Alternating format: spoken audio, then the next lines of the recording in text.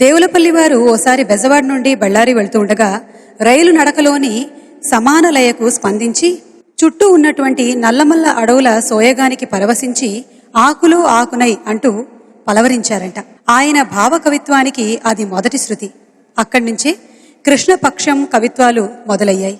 దర్శకరత్న దాసరి గారు మేఘ సందేశం చిత్రంలో అదే భావగీతాన్ని వాడుకోవడం జరిగింది. రమేష్ నాయుడు గారి స్వరకల్పనలో సుశీలమ్మ గారు ఆలపించినటువంటి ఆ రసభావ గీతాన్ని ఇప్పుడు మన కోసం పాడబోతున్నారు సునీత గారు.